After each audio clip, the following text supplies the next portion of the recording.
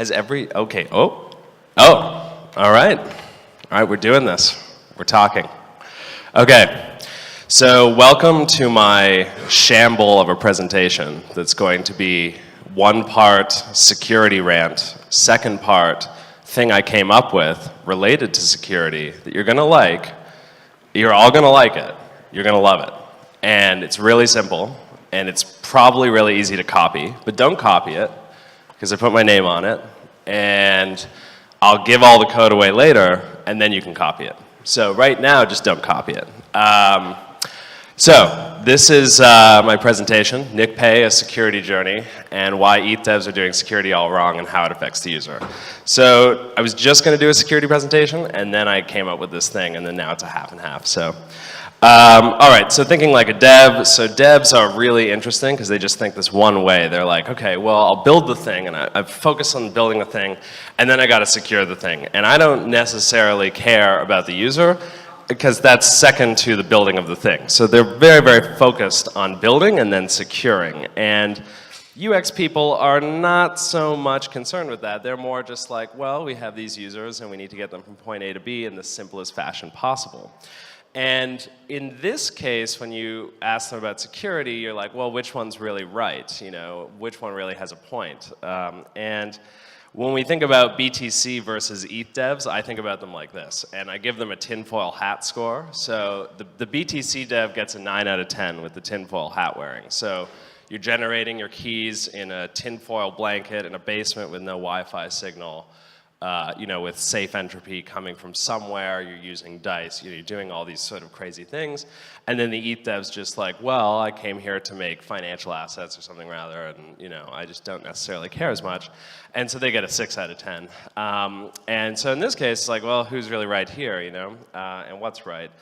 And when you're thinking about security, I mean, it's really not that difficult. It's just how risky is what you're doing, and you know, how many protections are you putting in place? So if you think about security just as a binary, just like an on and off switch, it's like, okay, well, a lot of Bitcoiners are like, well, if you don't own your fucking keys, then you don't own anything, and it's over. And that's really scary for a lot of people, like a lot of normal people that aren't crazy. And so basically, you know, the normal way to think about it, that we've always been thinking about it with software, is it's like a gradient. You know, if it's low risk, then it's like, well, then maybe we don't need to put so many protections in place. But if it's high risk, then you put really strong protections in place. So it's more like a gradient. I'm much more in favor of the gradient paradigm than the binary paradigm, as you can tell. So, you know, poor risk assessment. So just going through an application saying, well, what's the security? Like, well, what's my risk? What's my sort of attack surface? And I think the wrong way to think about it is like, well, does it have keys? And then you go into the Bitcoiner mindset, and you're like, well, if I don't own the keys, then it's over, so you better own your keys. And then it's like, well, does it have value? And it's like, well, if it has value, then you should use a hardware wallet or something very safe that seems safe, even though one of the hardware wallets isn't even open source. It's not, it can't even read what it is. They could just be reading all of our keys, just slowly doing that sort of thing. Anyway, and then, you know, oh, I created a wallet, so now I have to do a seed and recovery step because that's what everyone's doing. And it's just kind of like, you know, the spur of the moment sort of thing. You're not really thinking about it, so you just do what everyone else does. Why is this poor? Well, because it's a massive lack of situational context. There's no situation that necessarily requires a specific kind of security profile or a specific kind of thing. So when you're thinking about assessing risk, it could be a little more complicated. So, you know, assessing risk for a dApp, okay, well, maybe some questions you might want to ask, just some basic ones, is how much value is at stake? How long, more importantly, is that value at stake? What's the exposure risk, you know? And as well, how safe is the operating environment? Is it a terminal? Is it a browser? You know, and we can go into many of these, but basically, assessing risk should be context dependent on what the fuck you're doing. It shouldn't be this thing where it's like, oh yeah, I built a crypto app, so now you have to use these wallets and these things to feel safe or to feel protected. In many cases, particularly with games, particularly with certain kinds of contexts, you don't need all that security, and that's bullshit. And most of the applications we have don't even have any users. So that right there is a great risk assessment. It's just like, okay, well, how many users you got? Oh, you got 4? Okay, well, should you really be forcing them to use a ledger then to do something? No, not at all. It's stupid. Why are you doing that? So, you know, when you talk about engineers, they say often like, oh, well, there's lots of projects working on this. I don't need to think about this. This isn't my job, you know, I'll just shuffle that off to something else. And I'm like, no, not really. Those users are for your thing. They are for your project. They're coming to your project to use your thing. It's your responsibility to make the experience both safe and a good experience, and to use the software, or else no one's going to use your thing. And you know, you look at a generic wallet flow. How much time do I have? Am I doing good? 10:28? Okay, we're doing good. So you look at a generic wallet flow, just very, very vanilla, right? You have a user, they're like, okay, you know, I gotta go find and install a wallet. They don't really know what a wallet is yet, so they're not really sure. Then you get into writing a seed phrase down, you get into recovering it, you get into acquiring ETH, and then somehow sending it to this address. There's so many unknowns for the user here in this flow. It's so damning that most of the applications force people to go through this when they don't even know what they're doing yet. A lot of the users have no idea what they're even doing, and you're forcing them to go through this very, very naive thing. Now, I understand that, you know, sometimes you're like, well, I don't want to take the risk, so I shuffle that to MetaMask, or I shuffle that to another wallet, and I understand. But for the sake of your experience, for the sake of everything, it's like, if the value or the context situation is not high risk, don't force them to do this, because it's silly. It's like stupid. You know, you can use these techniques later when value is actually accrued or when value actually starts popping up, but not right away. It's ridiculous.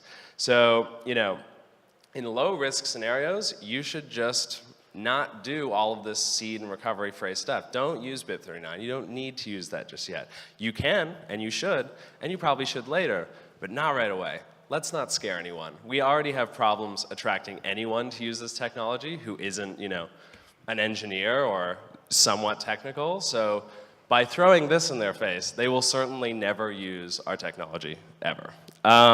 So then we get into this other problem where people keep saying, oh, well, we don't have enough infrastructure yet to make a great experience, to make it safe. You know, the transaction speeds are low. I've heard this like so often. Oh, you know, the app was good, but it was lagging. And I just think people don't understand where we came from. Like with Bitcoin, it was so bad. I mean, you could do, like in 2013, you could do so little with Bitcoin. I mean, we were just dying for anything, anything. And when Ethereum popped up, like my life changed. It was just like, holy shit, I can code something. I can build something with this. It was thrilling. And to hear people say that we don't have enough tech right now to make a great experience and to make it safe is bullshit. You're just not being creative enough. And you're shoving things off to other projects. And you're not taking the responsibility for your own users to do the thing they got to do with your application. Snarks, elliptic curve, hashing, smart contracts, encryption, meta-transactions, you already have enough right there to make an exceptional experience, and one the user doesn't need to be blasted with technical jargon and concepts and phrases and things they don't understand.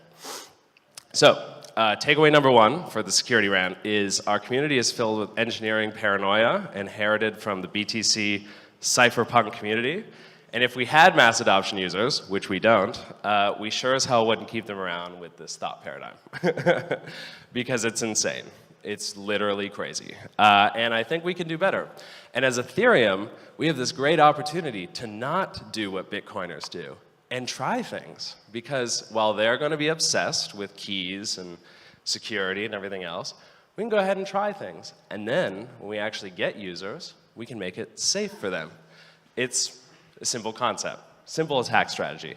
And the second one is, always do what's best for the user. And that includes security and securing your app, but it also means don't put $1 million protections on a $100 use case. And I think this is just really, really simple. One example, which we're starting to see, and I think many, many people are getting so excited about is, I want to buy hot dogs with Dai because I'm at an Ethereum conference. Great use case for Dai because we're already bought in, so we already like it, and we have an area, a time when we need to use it. Does this really require a seed and recovery step in a wallet creation flow to achieve this particular goal, this particular end? And as we've seen with our fun burner wallet DAI, XDAI, it doesn't. And it's a lot of fun. And yes, it's a trusted authority and a proof of authority network, and we just have to magically trust that these people don't just walk away with our money. They're reputable people. Proof of authority is scary. But you know, we're all willing to just be like, yeah, I'll lock up a couple dollars worth and try this and use this. And people had so much fun. They were buying things with it. I think Bitcoiners with Lightning have the same experience. All of a sudden, their technology works, and it does something for them. It does payments, but payments to buy things, to actually use the thing. It's exciting. It's thrilling. And if you throw, you know, a ledger in front of this, or you throw a hardware wallet in front of this, a connection step, a laptop, and a bunch of other things, it's not fun anymore. It's just way too serious. And it totally kills me buying a hot dog at a crypto conference. And even when I came to this conference, or not this conference, the Ethereum Magicians Conference, which I didn't have a ticket to, like, they were like, yeah, you can pay in ETH. And that was the worst thing I could have heard, because it's like, well, okay, I don't have that much ETH, so now I've got to figure that out, and then I've got to get it. And then they didn't have an address. So it was just a goddamn nightmare. It was a train wreck, people. Don't do that. Don't charge ETH for the conference. It's stupid, all right? Maybe DAI, but not ETH. So now for the fun bit. So we went through the security rant. That was my rant, okay? And the thing is it's just an observation, and you can take it or leave it, but I'm just fed up with engineering excuses. You're smart people, you're engineers, I know a lot of you are. You can do so much better. You're just passing the buck, and every user that's coming to our community is stopping at the door because of you. Not because of UX people. You didn't give them any power because you're like, oh no, it's not safe, so we won't do this. So, you know, you can do better. Now for the fun bit. Okay. So I came up with something. So I wanted to send crypto to an email address. This was something that I wanted to do for a while. And I'm not the first one. There are other things, but I wanted to do it a certain way. And then I wanted something else to happen after. And this all has to do with security as much as it has to do with anything, because it's a simple concept. Any of you could have come up with this idea, but could you have found the right crypto primitives to actually execute it? And that's really the real question. Pros of email, sending crypto to email. So, yeah, you know, let's talk about that. So I love ENS, but the adoption is very low. And if they're brand new to crypto, they don't have any crypto, so they can't even buy anything on ENS. So that's a problem. So everyone has an email. Email has become, you know, secure or not in your own profile, a hub for our own personal identities. Unfortunately, all of your identities are tied to your email and the security of that email. And in general, I mean, most people tie it to like one email. So Google knows this, everyone knows this, and they're actually, email, for what it's worth, is fairly secure. And people say it's not, and they're like, oh, it's insecure. It's got a lot of people working on it. So I can send crypto, if I can send it to an email, to someone new that's never used crypto before. And of course, the experience has to be just right. Email addresses are easier to handle than hex addresses, and email addresses, by design, are inherently communicative. They're social, so they're a perfect way to introduce someone, even someone basic. And I'm not saying everyone's going to use this. I'm not saying anyone's going to use this, but it seems fun. So of course, the cons are an email's insecure. What if the email gets compromised? Or what if their computer or their terminal's compromised? Oh my God, I should just stop there and not build this. It's so unsafe. It's so daring. Why would you do this? Well, I did it anyway. So, introducing, and just get ready. I mean, maybe should we make some noise just to introduce it? Just like a little, yeah? Okay, all right. Everyone's so excited. They're so thrilled. Nick Pay. And I know what you're thinking. I named it after myself. And I did. Because I'm tired of people coming up with fancy pants protocols and saying, oh, no, it's not about me, it's about the protocol, and then just making it all about them. Instead, I'm going to change the whole vibe here. You come up with something in this community, name it after yourself, and then you have to really live with it, what you've just done. And that's, it could be a mistake, it could be a good thing. But I would just say this should set a new trend, okay? So it's not Polkadot, it's Gavcoin, okay? And Gavcoin is fantastic. It's a whole other concept. But it's not Polkadot, it's Gavcoin. Okay, so here's Nick Pay at work. So this is just a little dApp. Mind you, so you're typing in an email, I'm saying, sorry? It's in French and that scares me, but can you see it just enough? Can you see just die and the amount and typing in, oh, is it not doing the full thing? God damn, oh no, it's only playing half the GIF. Sorry guys. All right, this is the first half of the experience. The second half, which I luckily saved somewhat in slides. So basically how this works, it's very, very simple. I have a dApp here. This would actually be built into any wallet, and I'll explain that later. But what this allows you to do is type in an email, the amount you want, and a password. And effectively, you are password locking your crypto, and I'll explain how that works. And then a recipient, the person you're trying to send to, will receive an email with the password encrypted blob and basically be able to claim those funds from the password encrypted blob. Now, this is rather technical, the way that this works, and the way that I've got it in such a way that it's actually safe. So you'll receive an email, something like this, and when you click on it, you'll be walked through. I'm sorry, the GIF didn't work. I guess it's this player. So you'll be walked through a basic scenario. Type in a password, and it'll prompt you to install a wallet. So the wallet creation step is kind of baked into the flow for a new user. And you can tailor it. If they're on mobile, we'll send them to mobile wallets. If they're on browser, send them to browser wallets. And basically, we can tailor the whole entrance of the experience to Ethereum for the new user. And in fact, MetaMask can even adjust to the case, for example, so that we have maybe a low-tech setup for MetaMask. So how does it work? And this is where it gets really exciting. So the user password encrypts their crypto client side.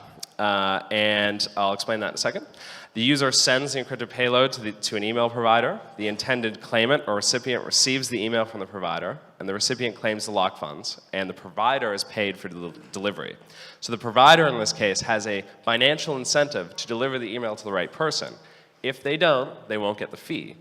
So there's kind of an incentive game going on. So some basic properties that I've built into this system are the sender can retrieve the funds at any time, up until the claim, so up until that person actually receives the funds. The claim can expire, the claim expires at a certain point. So what this does is, if I just password lock some crypto and I didn't put an expiry on it, that means that payload for the rest of time is somewhat usable. So by reducing the time, the exposure time, as I mentioned in the security assessment analysis, you get less risk. So you have less time to hack the particular password encrypted blob. The claims are unique with the nonce, so every claim is generated as a unique claim. The email provider never has access to, control over, or holds the funds at any time. So while they can validate the encrypted blob and the data that's available, they actually can't take any of the funds at any time. And the sender can cancel the claim at any time as well. So the claim reduces to a release hash, and the release hash can be nullified at any time on chain if they want to do that. It's one transaction per drop-off, and the one transaction that you do initially is just an approve. So it's very cheap, it's very lean. And the pickup transaction or the claim transaction is actually a meta transaction, so it's relayed by the provider. This allows the user who's picking it up to not have ETH to pick up their crypto. And in doing so as well, getting paid to do the relay. And by the way, we should have been doing meta transactions this whole time. We had EC recover this entire time. No one did it because we didn't have any users. We didn't have anyone using this stuff until recently, until we started using DAI for conferences, in which case we started to realize, oh, okay, now we really should build up more infrastructure to make this happen. See how crazy that is? It's madness. So then the claimant can decide to, this is the most exciting thing too.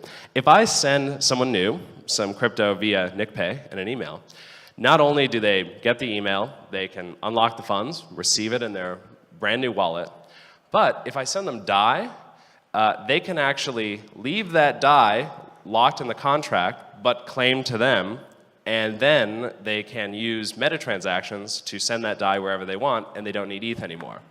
Because I'm not just going to stop at you send ETH to someone, or you send DAI to someone, and then guess what? They have this DAI, and they can't use it, because they're stuck, and they have no gas or no ETH to pay for gas. I don't want that to happen, because the whole flow is an entire process. So with NickPay, it's also meta transaction contract and lockup, such that now when the user receives it, they can now basically continue to use that DAI forever until they run out of money, effectively. And then the contract is a single autonomous contract with 3 functions. The deposit functions, 1 line, it's just to deposit ETH, and notate that. Transfer, which is to do the particular transfers in and out of the actual contract, and invalidate hash. And it's less than 100 lines of code. Really, really simple. And the contract will use EIP 712. I used the earlier version of that just to do the MVP, so it only works with MetaMask, but it'll be real easy to implement 712 for the signing claim. So, is this already done?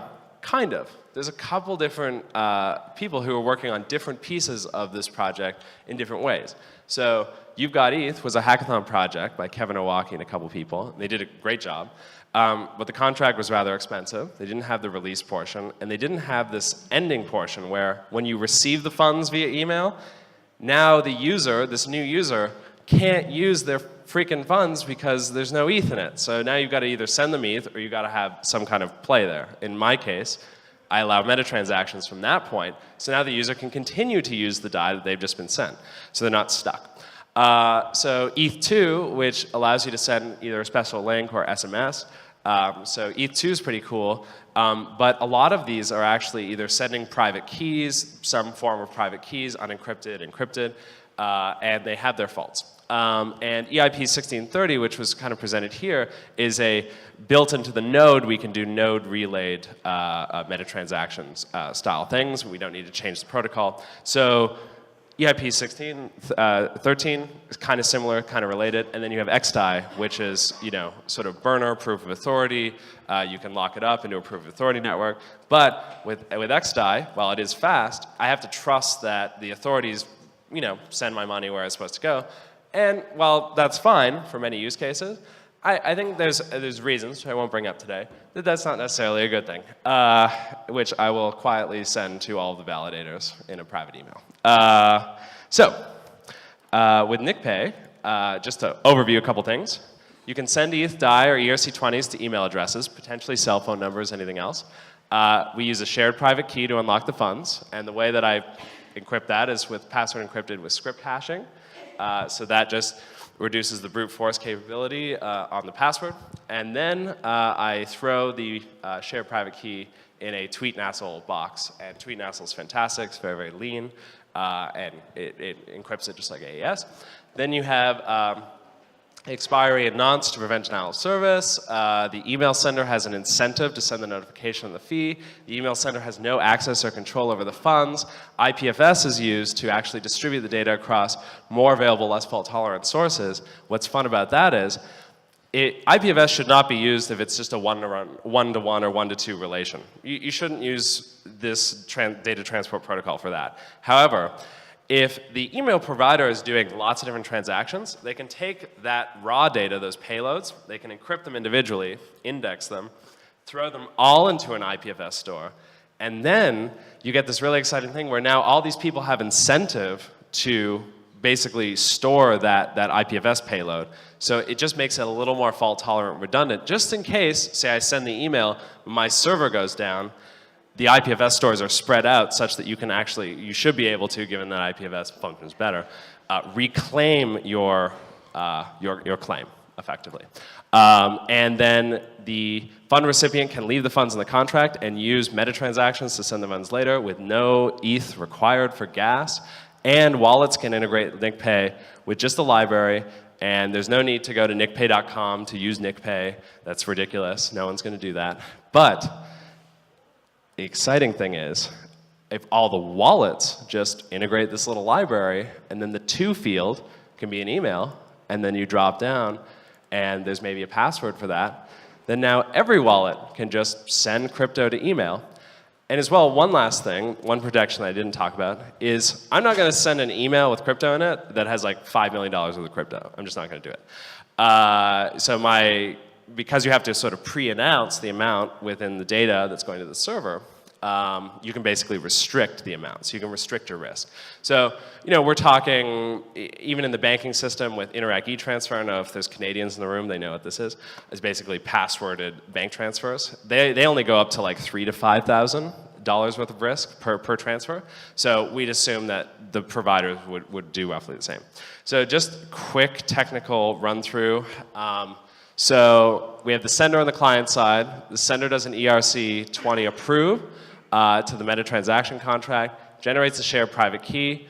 You have a simple passphrase. And as well, I restrict all of the top 10,000 8-character passwords. I restrict a lot of those. So even in the library, you can't use those. That just prevents the brute forcing risk even more. Then you have the script hashing, which is just, let's just prevent the brute forcing of the passwords. So now it's computationally expensive to continuously try new passwords. And then you have tweet nassle, which is both encrypting the entire blob with a separate encryption store later on, but also encrypting the shared private key. Then you have the email address and the message. You have the meta transaction fee and the specified amount. You have the EIP-12 signature that's kind of signing everything.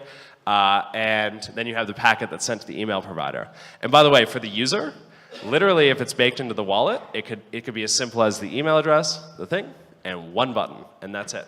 That's literally all it would be for the user, but all of this stuff happens underneath it.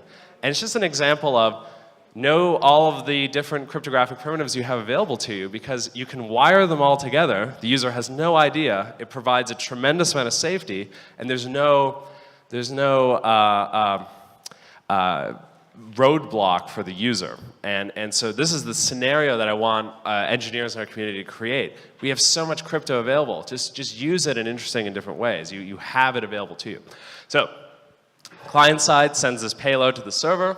The Lambda picks it up, validates it, encrypts it in another tweet nassle payload, sends it to IPFS, combined with a bunch of payloads, and then sends the email to the intended claimant, and of course with the IPFS hash and the password to that IPFS hash.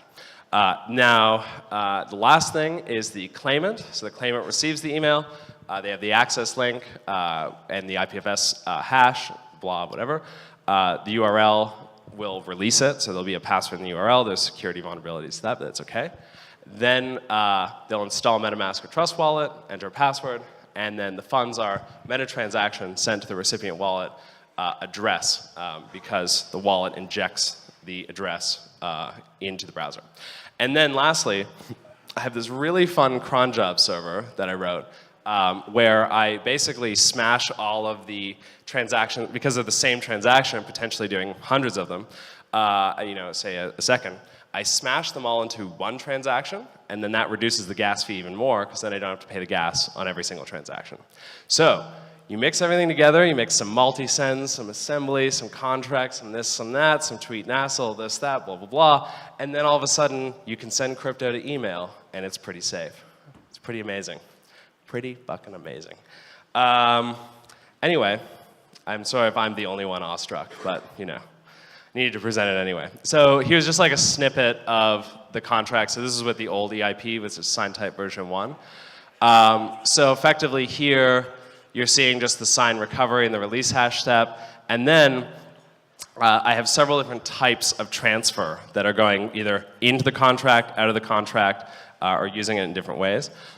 So effectively, it's one function. It just does a couple different things and does so as efficiently, or I believe as efficiently as possible. So just remember that once you're in NickPay, you don't ever have to leave NickPay. You can just stay in it and send meta transactions for the rest of your life. You don't need to use anything else. You don't need to use a channel. You just wait 14 seconds or whatever and send DAI with DAI, or Gnosis with Gnosis. you know? And that's that simple. It's that fun, you know? But you can leave at any time, and I do give you that option, and that is autonomous. But why? Why would you want to? Once you're in, you're in. You don't need to leave, you know? Lastly, just the big takeaways. So the to field in wallets for Ethereum should now, within a month or so, support hex, ENS, and email, and potentially SMS to send crypto, which is really fun. There's so many different ways that people can use this. We have minimal and generic meta transactions for all your C20s for anyone who receives that email or that SMS text. So they have the option now to use meta transactions. So if you just send them DAI, that's okay. They can use it. They can actually use it. And then it's a nice way to introduce those who are new to crypto. So these are the big takeaways. The roadmap for this little micro project. So you can go to nickpay.com right now and try it. I spent a lot of money getting that domain, so I hope you do try it. Although it's janky. Like, it'll work, but like not all the cases are covered, but it will function. Mind you, you are locking crypto up in a contract that isn't verified on Etherscan, and that has no verifiable source yet. So that's up to you. Now, publish version 2 of the contracts, almost done. Publish a front-end library. That's going to be for the wallets. So that will come as soon as I can. The server and the front-end code will be published too, so that you too can run your own NickPay. You can run MattPay, Rebecca Pay. You can run any payment you want. And then formal contract audit, which I'll pay for. And then as well, fun thing, what if they use NickPay and then they receive funds with NickPay, and then with NickPay, they get an ENS address at nickpay.eth. These are just the fun things that happen at NickPay that you can be a part of too. You can be a part of NickPay. You can have your own NickPay. That's what's thrilling about this. Lastly, I've already talked to wallets, and I won't tell you which ones, but they're excited. They have verified this crazy idea, and they think it's good, and they think they'll use it. So you will technically have to do nothing to use NickPay eventually, because NickPay will come to you in all of your favorite wallets. And that's basically it. Some references, and then the code will be at nickpay.com, because I haven't decided the GitHub link yet. It's more important to me. Done. I'm done.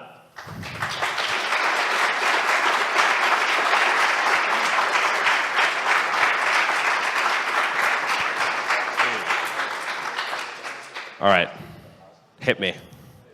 Go for it. It was very interesting.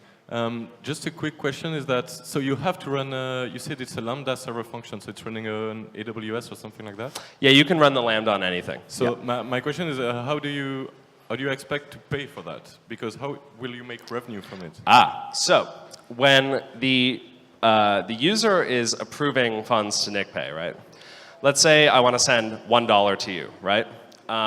What happens is you would tag on a 4-cent fee, something like that, in DAI. So it's charged in DAI that the recipient, the fee recipient of the process, or the person running the Lambda, would take in. And then they have their own risk models and everything, given gas price fluctuations, how long the expiry is, et cetera, where they can take a cut. So if the gas cost is 2 cents, they can take 1 cent or 2 cents there. So you can take a cut. Yeah, makes sense. Thank you. Yeah. We have time for like one more. Any other questions? Oh, got a question there. That's a long way.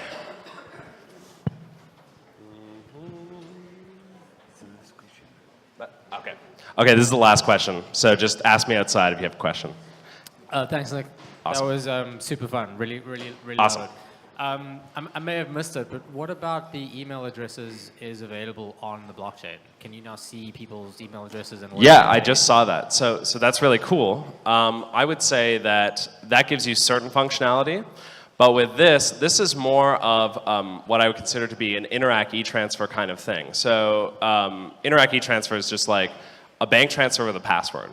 So it can be done through anything. So it can be done through email, it can be done through SMS. It's basically just password-locked crypto with the availability of a meta transaction on top. So the ethmail.cc is really cool. it allows you to be addressable, but you have to remember, now there is some trust involved with that email server and how that's routed and how that stuff's done. I'm not quite sure how he's making that secure, but with NickPay, there's no real trusted middle authority. So if I just send an email and then the server decides they're not going to send the email to who I want it to go to, there's many different faults there that it either expires, they can't use it, they can't access the funds, they have an incentive to send it to the right person, and then I just won't use that provider again to send the email. So effectively, this is much simpler. It has a lot less faults than having to rely on a particular server or particular thing at any one time. I'm creating a check for Ethereum, and that's it. And we can use this in many, many different ways. And on top of it, you take the check and you use it, now you're in a meta-transaction system, and that helps just for user experience in general. Yeah. So that's the last question. Anyway, thank you. Done. Woo.